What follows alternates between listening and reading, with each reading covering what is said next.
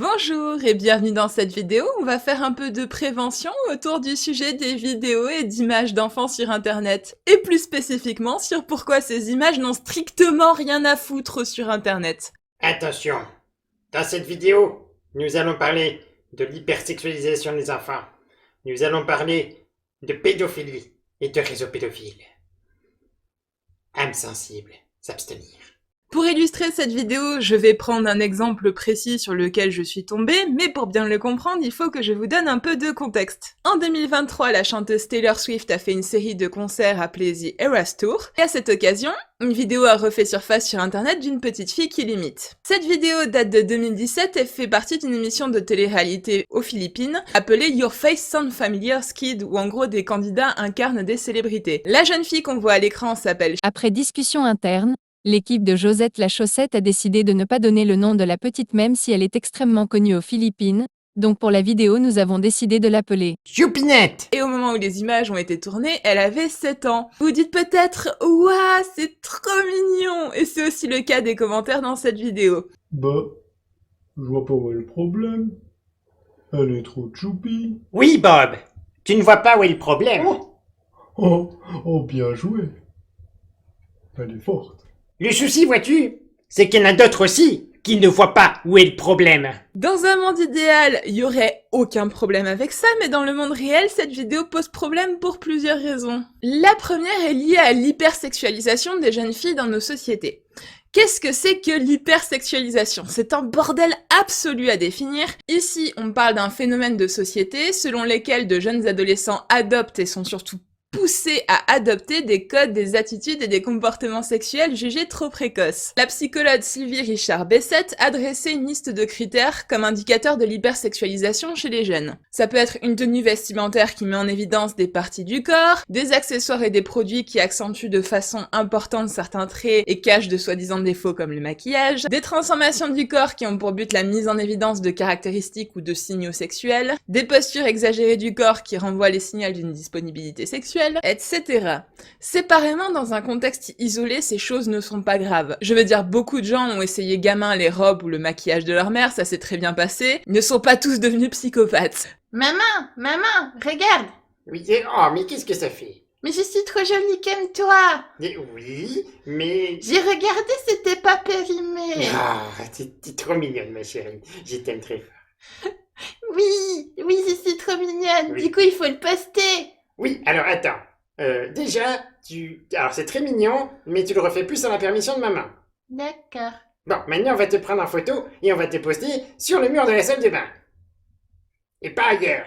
Le problème, c'est quand ces choses sont encouragées et surtout récompensées. Là, ça devient nocif pour les gamins. Wesh ma fille, t'es trop belle, on va avoir plein de likes! Oui, vas-y, je suis trop mignonne. L'hypersexualisation ne date pas d'hier, tous ceux qui ont connu l'âge d'or de Britney Spears et des chanteuses Lolita peuvent en témoigner. Mais le problème est assez systémique depuis l'avènement de la télé-réalité et surtout de TikTok où tu peux voir des gamines reproduire des danses sexualisées sans avoir forcément conscience de ce qu'elles font. L'hypersexualisation des jeunes filles est présente dans beaucoup d'aspects de la société, que ce soit la presse, les jouets, les dessins animés, le cinéma, la mode. Sérieux, quelle gamine de 8 ans a besoin d'un bikini? Et ce matraquage, ça a de graves conséquences sur les jeunes qui adoptent ces codes. Parce que le message véhiculé, c'est ta valeur ne dépend que de ton apparence. Pour être populaire, pour avoir du succès, il faut être un objet de désir. Cette auto-objectification cause de très nombreux problèmes comme la destruction totale de la confiance en soi, des troubles du comportement alimentaire, le renforcement des stéréotypes et des comportements sexistes qui prônent les valeurs de dominance chez l'homme, de soumission chez la femme et qui entraînent la banalisation des violences sexuelles, bref, tout ce qu'on aime, ainsi que des difficultés d'apprentissage. Et parce que les filles qui sont principalement préoccupées par leur apparence ont moins de ressources mentales pour le reste. Oui, vas-y, quand je serai grande, je serai une superstar.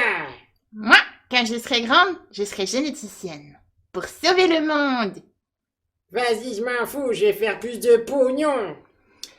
Oui, on en reparlera dans 10 ans. Enfin, si on se parle encore. C'est pas dit. Ma maman, elle m'a dit qu'il y aura plein de monde à fond sur moi.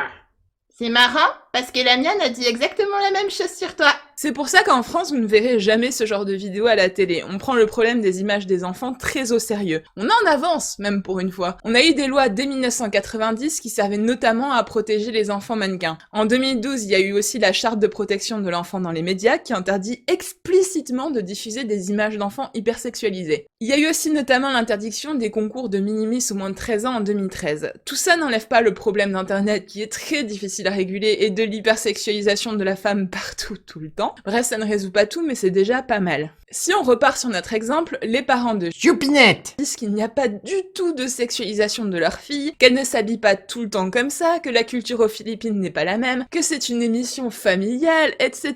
Dans des interviews qu'ils ont données au Delico, on apprend que la famille a déménagé d'Angleterre à Manille il y a 4 ans, que les parents Christy et Alan sont séparés, que le père est ingénieur civil, que Choupinette! va en école privée, que la mère a plombé ses économies, qu'elle n'a pas d'aide à la maison, qu'elle fabrique 3 ensembles de vêtements par jour pour sa fille, que Choupinette! a un petit frère de 8 ans qui s'appelle tout ça accompagné de photos privées qui sont juste extrêmement malaisantes. Je me permets donc de poser la question que personne aux Delico ne s'est visiblement posée. À quel moment, moi, personne étrangère qui ne les connaît pas du tout, j'ai besoin d'avoir toutes ces informations sur une gamine de 7 ans? Beaucoup vont me dire que c'est normal parce que c'est une célébrité, carrément une idole aux Philippines. Alors autant pour des adultes, j'en ai strictement rien à faire de leur vie privée, autant pour une gamine, ça me met ultra mal à l'aise. Et surtout, c'est dangereux. Pour la seconde raison dont je vais vous parler et que j'aimerais que les gens en aient plus conscience, les pédophiles existent. Ils sont très nombreux sur Internet. Et ce genre d'article, c'est tellement du pain béni pour eux. Bonjour ma petite. Tu aimes les films de gladiateurs? Ça c'est pas bien.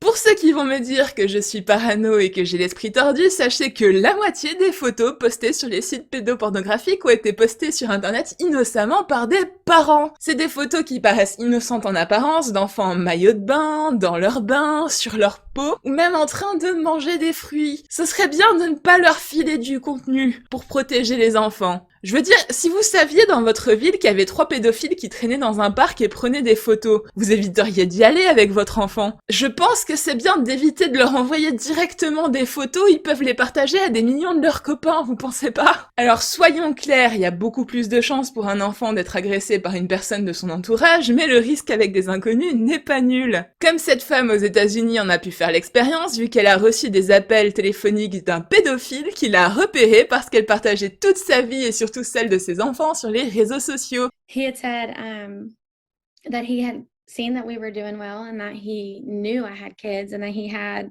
you know, my pictures in his prison cell, and he's tried to contact me for the past couple of years, and now that he's out, he was able to call. The phone calls kept coming. They kept coming and they didn't stop until we got the police involved. Et parmi les photos qu'il avait récupérées, il y en avait notamment de ces gamins à leur école. If you think about it, my name is, it has on the sign, you know, I am 4 years old. I'm at such and such school. My favorite thing is an ambulance. Her hope is that her lesson helps parents protect their children online. He didn't come into our home. He came into our lives online. And that is what is so scary. Et le monsieur l'a harcelée jusqu'à ce que la police intervienne. Et elle encore, elle s'en est plutôt bien sortie parce qu'il est pas venu chez elle. Si vous vous dites que cette femme est stupide et que ça n'arrive qu'aux États-Unis de partager autant, sachez que sur Facebook en France, en 2023, on trouve des publications de ce genre-là. Si votre code postal était votre salaire mensuel, ça donnerait quoi? Sur des profils ouverts. Et ceux dont les profils sont restreints, est-ce que vous faites le ménage dans vos amis? Est-ce que vous les connaissez tous bien? Pour la petite fille de la vidéo, a priori l'histoire c'est bien terminé, c'est pour ça que j'en parle. Elle a aujourd'hui 14 ans, elle a arrêté sa carrière d'actrice pour l'instant, elle est devenue porte-parole pour plusieurs associations, notamment Sauver les enfants. Elle est toujours ultra populaire aux Philippines. J'ai fait cette vidéo parce que ce n'est pas le cas pour tous les enfants qui sont exposés sur internet. Tu as plein de comptes de parents qui exploitent leurs enfants pour se faire de l'argent et qui postent absolument n'importe quoi sur les réseaux sociaux tout en étant parfaitement conscients du fait qu'il y a des pédophiles dans leur audience. Wesh, vas-y, bouge un peu ton boule pour les gens. Vas-y, je bouge mon boule. Wesh. Bonjour ma petite. Tu aimes les films de gladiateurs?